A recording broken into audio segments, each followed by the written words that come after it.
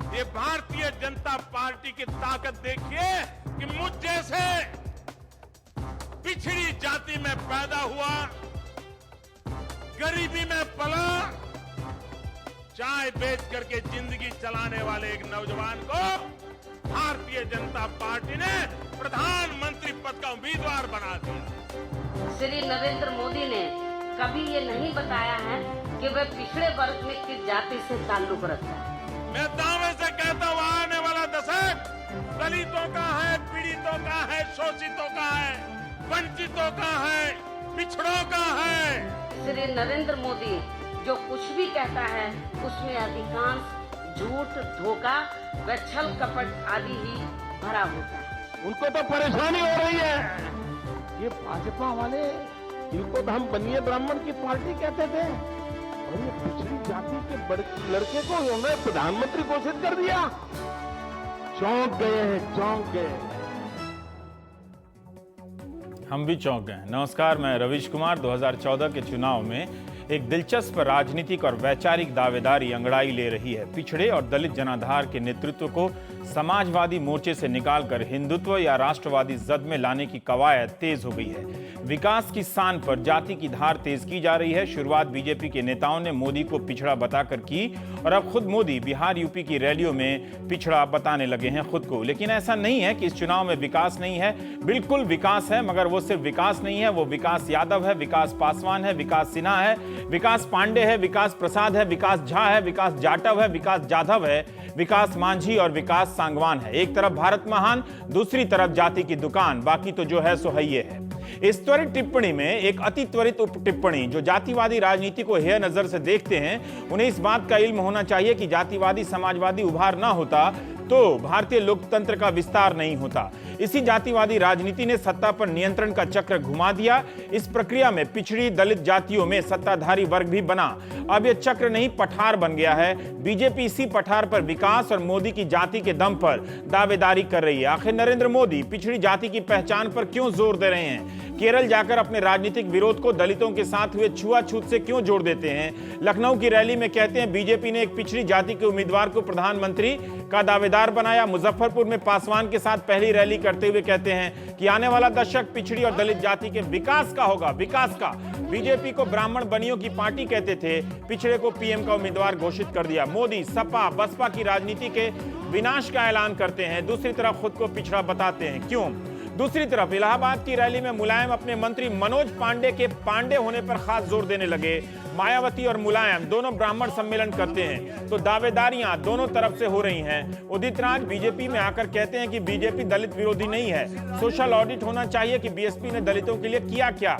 एक मोर्चा और है हिंदुत्व का। महाराष्ट्र में राज ठाकरे की पार्टी मनसे पर बीजेपी चुनाव न लड़ने का दबाव डाल रही है ताकि कांग्रेस विरोधी मत का बिखराव ना हो।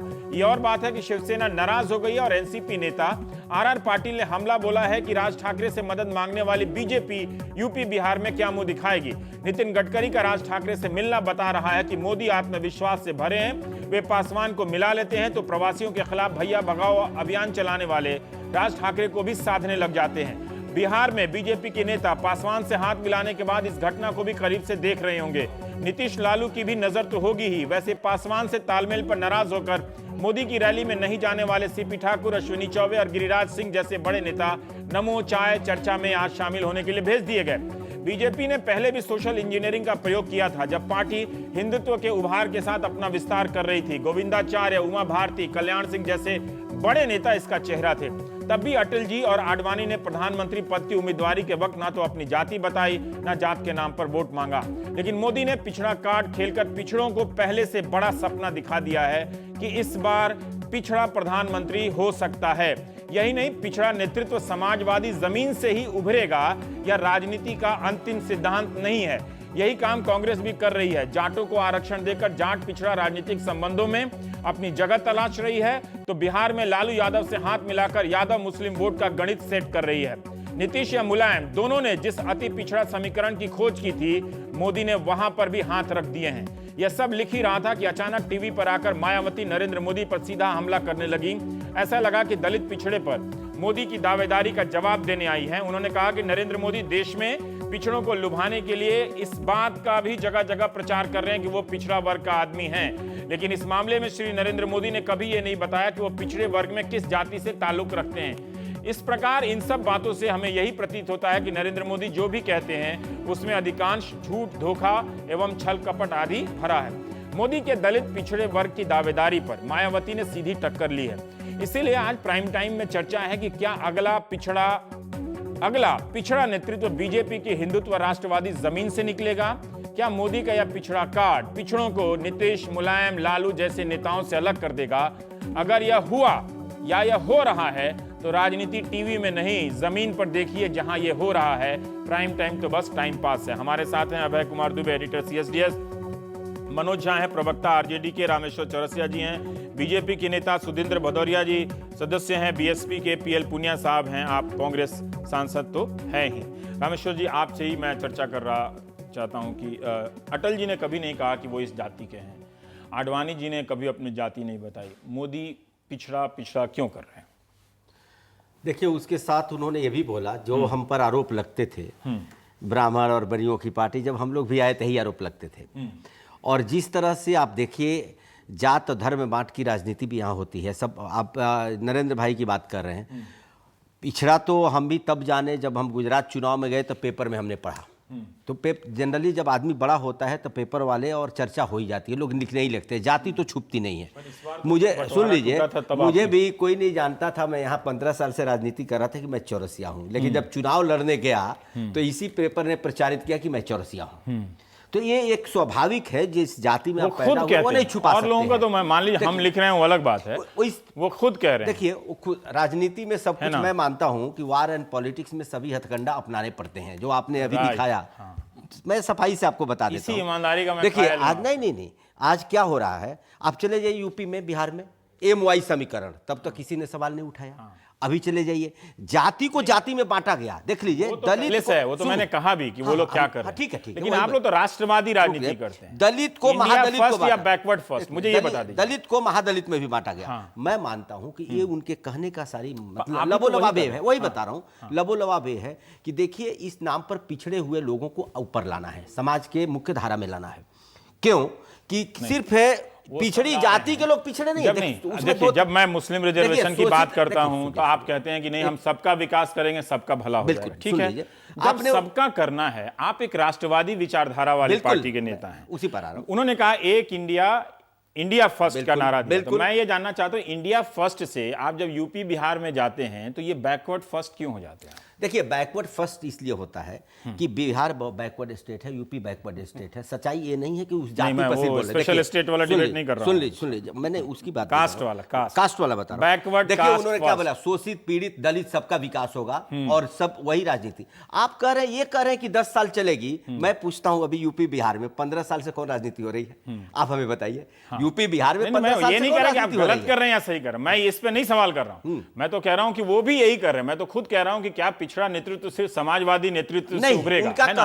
लेकिन मैं सिर्फ ये जानना चाहता हूं कि जिस पार्टी में एक प्रधानमंत्री के उम्मीदवार पहले हुए हैं मोदी से, उन्होंने अपनी कभी जाति नहीं बताई, लाल कृष्ण आडवाणी ने, और मुझे नहीं लगता कि शिवराज सिंह चौहान कभी अपनी जाति बताकर चुनाव लड़ते हैं। सब जानते होंगे वो अलग बात है, लिखते होंगे अलग बात है, या रमन सिंह अपनी जाति बताते होंगे, या वसुंधरा अपनी जाति बताती होंगी। मोदी ने भी गुजरात में अपने तरफ से कभी जाति नहीं बताई, ये बात भी सही है। ये भी नहीं कभी कहा, कहीं चर्चा की होगी कि चाय बेचते होंगे, वो अलग बात है। बिल्कुल। जब भी यूपी बिहार में जाते हैं वो पिछड़ा बिकॉज दिखता है ना कितना पिछड़ा स्टेट है, क्यों पिछड़ा रखा गया? मैं जानना चाहता हूं, ठीक है, आपको इंडिया फर्स्ट नहीं, बैकवर्ड फर्स्ट। एक बात बताइए, हमारे यहाँ क्या मैथिल में मैथिल ब्राह्मण होने के नाते सब अमीर है, वो पिछड़े नहीं है? बताइए, उनका विकास हुआ है? तो ये पिछड़ा का संबोधन है सिर्फ जातियों से। आरएसएस जो राष्ट्रवादी बातें करता है वो उसके प्रस्तावित है ना, उसके द्वारा चयनित, बीजेपी के द्वारा मनोनीत है ना, सब। आप आरएसएस का नाम लिया, मैं इसी पा रहा हूं, सुन लीजिए। पर आप कहते हैं आप जरूर सोशल इंजीनियरिंग करते होंगे। बिल्कुल, बिल्कुल। आप ये बैकवर्ड क्यों कह रहे हैं? मतलब इंडिया फर्स्ट वाला पीछे चला गया ना। नहीं। अब मुझे देखिए, पता यही आरएसएस आप है। ये कह रहे हैं कि जो लोग नेतृत्व में बीजेपी को वोट देने जा रहे हैं वो एक बैकवर्ड नेतृत्व को एक्सेप्ट करें। ये नहीं, उसका ये मतलब नहीं। मतलब ये है, देखिए जो आपने आरएसएस का बदमाशी भी तो कर नहीं आरएसएस का जो नाम लिया, मैं सच्चाई से बता देता हूं। मैं बचपन से अगर दलित बस्तियों में कोई खाने का कार्यक्रम होता था आरएसएस का, तो वहां भी हम लोग जाते थे। आदिवासी आदिवासी इलाके में स्कूल खोलने की बात, तो उसमें राष्ट्रवादी बातें करते हैं कि नहीं करते? करते हैं। मैं उस पर चुनौती नहीं दे रहा हूं, उसके काम की व्याख्या आपको इसमें बुरा क्यों लग रहा? मैंने ये भी नहीं कहा कि बुरा या मैं राजनीति मैं तो ये कह रहा हूं कि क्या आप समाजवादी नेतृत्व से, अच्छा मैं शुद्ध राजनीति बात अभी हाँ ये शुद्ध वाली बात, जो यूपी शुद्ध वाली बात, जो यूपी बिहार में 15 साल से राजनीति चल रही है, जिसके ठेकेदार बने हुए हैं, तो आज आप नए ठेकेदार नहीं, अगर आज वो मोदी जी में दिख रहा है कि एक बैकवर्ड लड़के को भारतीय जनता पार्टी जैसे पार्टी ने, अगर प्रधानमंत्री देखिए मोदी जी खुद ही देख रहे हैं कि मैं बैकवर्ड हूं। अगर प्रधानमंत्री किया है तो क्या उसकी 3 बार मुख्यमंत्री रहने के बाद 15 साल एक सफल मुख्यमंत्री रहने के बाद, बिल्कुल इतना शानदार रिकॉर्ड होने के बाद उनको यूपी बिहार में वो होगा, मैं नहीं कह रहा आगे भी होगा, यूपी बिहार में बैकवर्ड क्यों करना पड़ता? इसलिए कि उस नाम पर लोग वोट मांगते चलेगा तो लहर नहीं है ना, बात उसकी नहीं कर, बात उसकी नहीं, लहर पे नाराज हो जाते हैं, लहर है लेकिन सुन लीजिए, आप जो बोले ना क्यों कर रहे हैं, क्योंकि यूपी बिहार में मैंने कहा ना पिछले 15-20 साल से यही राजनीति हुई, विकास की राजनीति नहीं हो। ये दिखा रहे हैं कि विकास के साथ साथ ये देखो, आप बिहार में आप जब नीतीश के साथ थे तब विकास की राजनीति नहीं कर रहे थे? हम तो कर रहे थे, लेकिन वो क्या कर रहे थे आपको दिखा ना, वो कास्ट की राजनीति कर रहे थे, बांट रहे थे, आपने नहीं देखा था जो बांट रहे थे? आप भी तो उसमें थे, उसका लाभ आपको भी मिला था। देखो कभी लाभ आपको, जैसे आप कहते हो ना कि कॉमन मिनिमम प्रोग्राम होता है, तो हम भी कुछ छोड़ते हैं, वो भी कुछ छोड़ते हैं, वो एक अलग विषय है। लेकिन भदौरिया जी, आज जो मायावती ने जो टिप्पणी की है, मैं उसको फिर से पढ़ना नहीं चाहता हूं। वो कह रहे हैं कि वो पिछड़ा अपने आप को बताते हैं, उसमें किस जाति के, पिछड़ा में किस जाति के, वो क्यों आप जानना चाहते हैं? देखिए, इसको पूरे संदर्भ में समझने की आवश्यकता है, और बहन मायावती जी ने पूरे व्यापक जो परिदृश्य है, व्यापक परिदृश्य में जो एनडीए, यूपीए और पूरे देश की राजनीति का विश्लेषण करते हुए अपनी बात रखी, और जो आज राष्ट्र के सामने चुनौतियां हैं उनको भी रखा। मैं ये कहना चाहता हूं कि ये जो आरएसएस का जो मुखौटा मोदी के के नाम से सामने आया है, इसके बारे में बाबा साहब भीमराव अंबेडकर ने बने, बाबा साहब सुन लीजिए, बाबा साहब भीमराव अंबेडकर ने आरएसएस के राष्ट्रवाद पर शुरू में ही उसी दौर में जब वो सक्रिय थे और इस देश की राजनीति को एक नई दिशा देने की कोशिश कर रहे थे, समता मूलक समाज के, उसमें ही इन लोगों के बारे में स्पष्ट कर दिया था और उससे अपनी असहमति व्यक्त कर दी थी। और ये पिछड़े, मेरे एक सवाल का जवाब देखिए, मैं अपनी बात को समाप्त कर दूं। इनको पिछड़े से कुछ लेना देना नहीं है, इनको पिछड़े से कुछ लेना देना नहीं है। इसीलिए इन्होंने कल्याण सिंह का वो हश्र कराया, इसीलिए इन्होंने उमा भारती का ये हश्र कराया, और आज उनको जब घुमा टहला के, उनको धूल चटा के और उनको अपमानित करके, नहीं मैं नहीं कह रहा हूं, मैं कह रहा हूं कि ये मैं इस बात को बतला रहा हूं कि ये ही बात इनके जो मूल इनका जो राजनीति है समाज के बारे में। देखिए एक चीज और है इसमें, ये अपना चेहरा छुपाना चाहते हैं गुजरात के दंगों से। इसमें अभी मजे वो दंगा इधर बैन है, अभी इसमें मैं ये कास्ट वाले बैकवर्ड फर्स्ट या इंडिया फर्स्ट पे मैं बात कर रहा हूं। मुझे एक बात का जवाब दीजिए, आप भी कास्ट पॉलिटिक्स करते हैं, ठीक है, आप भी ब्राह्मण सम्मेलन करते हैं, वो भी कर रहे हैं, तो क्या गलत है इसमें, है ना? मेरा एक सवाल था कि क्या पिछड़ा नेतृत्व हमेशा उन्हीं पार्टियों से निकलेगा जो समाजवादी धारा की राजनीति करते हैं? क्यों नहीं बीजेपी से निकल सकता है? इसलिए और क्यों नहीं नरेंद्र मोदी इसकी दावेदारी करते हैं? आज तक आप इतिहास उठा के देख लिए, जब से आरएसएस का जन्म हुआ है तब से लेके आज तक उनके कौन अध्यक्ष और सरसंचालक होते हैं, सुन लीजिए मेरी बात, आपने मुझसे प्रश्न किया, और ये जो है बीजेपी, ये केवल उनका मुखौटा है, और असली चीज है एक दलित अध्यक्ष भी रहे हैं, दलित का निधन हो गया, देखिए ऐसा है, जो जिस तरह से उनका 2 दिन पहले अब उनका निधन हो गया, उसके बारे में मैं कुछ नहीं कहना चाहता हूं, वो केवल इस्तेमाल करते हैं, जैसे उन्होंने कल्याण सिंह और उमा भारती का इस्तेमाल किया। मैं ये कह सकता हूं बहुत दावे के साथ, मोदी जी इस समय अपना जो गुनाह है उनके गुजरात के, उसके छुपाने के लिए तरह तरह की बातें कर रहे हैं। असली में उनका गुनाह गुजरात में छुपा हुआ है। घबरा गए हैं उनके पिछड़ा कहने से, मैं कह रहा हूं कि आप घबरा गए उनके पिछड़ा कहने से। नहीं बतला रहे हैं वो क्या है, वो तो ये कह रहे हैं कि कभी कुछ कहते हैं, कभी कुछ कहते हैं, वो तो कभी कहते हैं हम विकास करना चाहते हैं, कभी कहते हैं। एक सेकंड रुक जाइए मनोज जी, मनोज आप सुन रहे हैं? बैकवर्ड कार्ड की खोज तो नरेंद्र मोदी ने तो नहीं की ना, ठीक है, उन्होंने तो पहले नहीं की, बहुत लोगों ने की। 100 में पिछड़ा 60 का जो नारा था वो नरेंद्र मोदी का दिया हुआ नहीं था। वो अगर कह रहे हैं, वो पहले विकास का इस्तेमाल कर रहे हैं। वो लखनऊ में जाकर पूछते हैं कि आपके यहाँ बिजली आती है, गांव में आती है, शहर में आती है, मोहल्ले में आती है, स्कूल में आती है, 24 घंटे आती है, नहीं आती है। वो ये कह रहे हैं कि भाई आप लोग, इन लोगों ने जो समाजवाद और लोहिया जी का नाम लेकर जो राजनीति की, जो आपकी समाजवादी धारा जिसमें सब है, लालू से लेकर वहां से लेकर यहां तक, उन लोगों ने विकास से वंचित रखा। तो अब ये मैं पिछड़ा हूं, मैं इसको आगे ले जाऊंगा। रवीश जी, हाँ, 15 वर्षों से हाँ, चाहे अनचाहे मोदी जी को फॉलो करना पड़ रहा है, और ज्यादा अनचाहे रूप में उनके कृत्यों की वजह से। हाँ, यही उनकी कामयाबी है। 14 वर्षों में जो आपने भी कही बात, मैंने कभी नहीं सुना कि वो पिछड़ा है और उन्होंने कभी चाय बेची। ये जो बायोग्राफिकल इन्वेंशन है, ये 6 महीने की इन्वेंशन है, 6 महीने पहले की। ये पहली चीज। दूसरी चीज मैं कहना चाहता हूं कि पंडित रामचंद्र शुक्ल ने एक बात कही थी, विरुद्धों का सामंजस्य। जब आज आपके शो के लिए मुझको आमंत्रण मिला, तो मैंने सोचा कि अगर इस पर पिछड़ों की बात करनी है मोदी जी को, तो हिंदुत्व के लिए डिलीट बटन दबाना होगा, क्योंकि हिंदुत्व के साथ ऑक्सीमोरोन का रिश्ता है, विरोधाभास का रिश्ता है सामाजिक न्याय का। तो ये दूसरा पाखंड है। और तीसरा है, 3 महत्वपूर्ण कालावधि हैं सामाजिक न्याय के क्षेत्र में, पिछड़े वर्गों की भागीदारी के क्षेत्र में। वह है 1950-51 जब कॉन्स्टिट्यूएंट असेंबली डिबेट कर रही थी।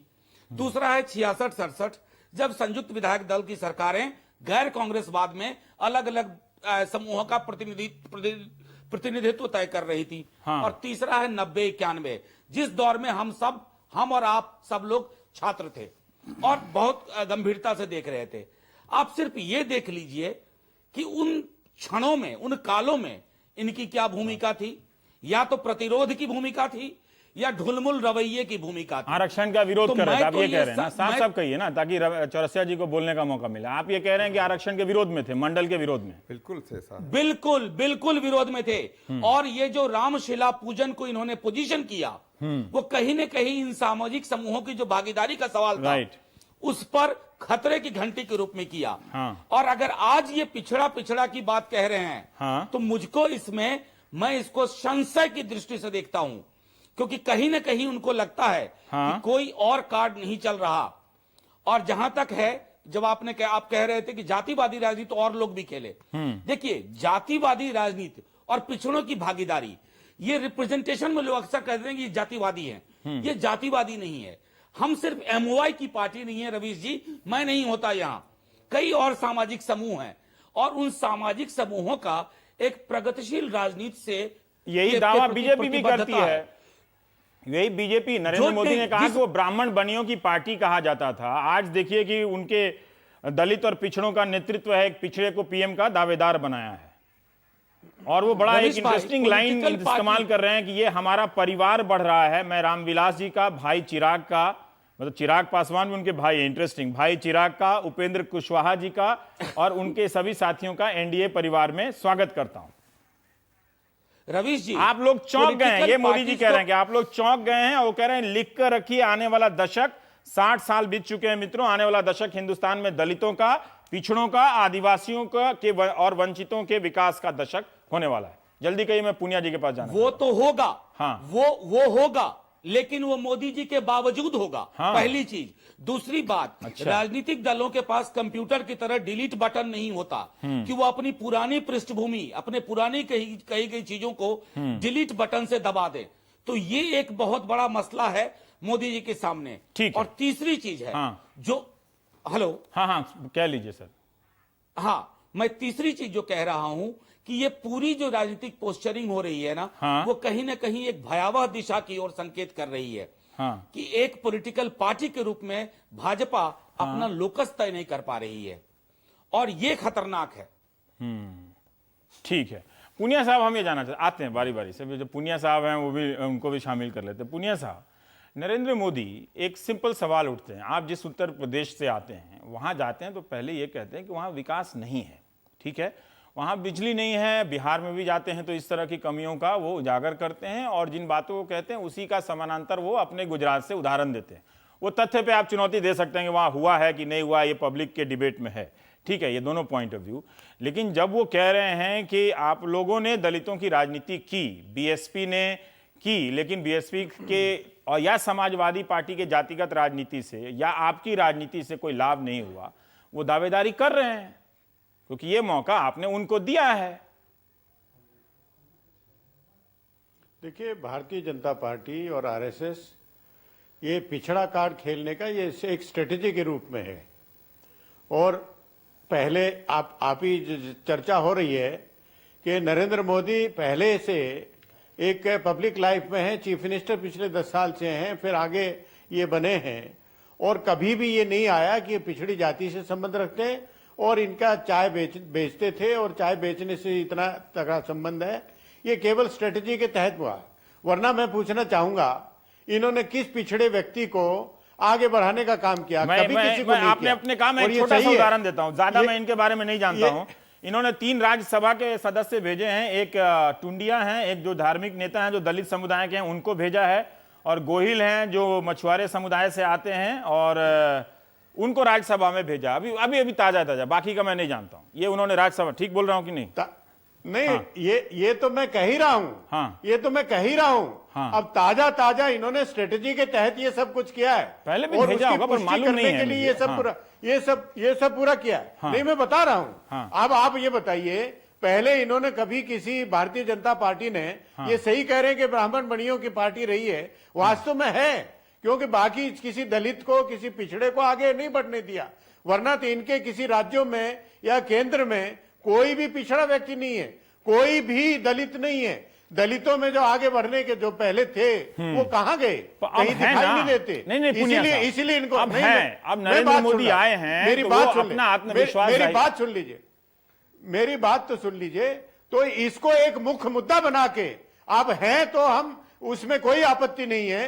पिछड़ा है, मायावती जी पूछ रहे हैं कि कौन पिछड़ी जाति के हैं, वो एक विवाद की बात है, वो आज किया है। लेकिन हमारा कहना यह है कि पिछड़ों से लगाव नहीं है, दलितों से लगाव नहीं है।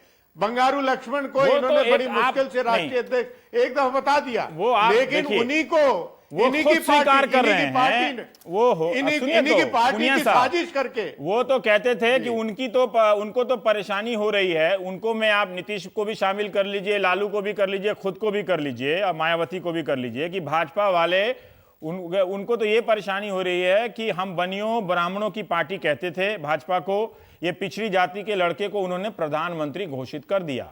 जो सच्चाई पहले की होगी सो होगी, लेकिन आज उन्होंने ये नई दावेदारी की है तो आप चौंक गए हैं। आपने वो गैप छोड़ा होगा दलितों में, या बीएसपी ने, या समाजवादी ने, या आरजेडी ने, या जेडीयू ने, इन सब ने मिलकर एक जातिगत पहचान और स्वाभिमान के अलावा बिजली, पानी, सड़क जैसी समस्याओं को आपने नजरअंदाज किया। वहीं से उसका सहारा लेके नरेंद्र मोदी उसमें घुस रहे हैं। रवीश जी, मेरा कहना यह है कि ये जो क्षेत्रीय दल जहां जहां भी हैं, आपने पूरा बताया कि जो हिंदी बेल्ट है, जो यूपी है, बिहार है, हाँ। और राज्य हैं, उनमें ये अपनी पैठ जमाने के लिए केवल स्ट्रेटेजी के तहत, इनको पिछड़ों से कोई वास्ता नहीं है, पिछड़ों से कोई लगाव भी नहीं है, उनके कल्याण की बात भी नहीं है। अनुसूचित जाति से तो ये चिढ़ते हैं, और क्योंकि इनके पास कोई है नहीं, इसलिए इन्होंने सहारा लिया उदित राज जी के, चक्कर लगा के उनको बड़ी मुश्किल से मना के बीजेपी में शामिल कराया। उन्होंने चक्कर लगा के जो पासवान जी, रामविलास पासवान जी, उसको एनडीए में शामिल किया, क्योंकि इनके पास चक्कर आप भी लगा रहे थे। ये मंच को सजाना चाहते हैं, ये मंच को सजाना चाहते हैं ताकि लोगों में भ्रम हो जाए और ये हम पे वोट आ जाए।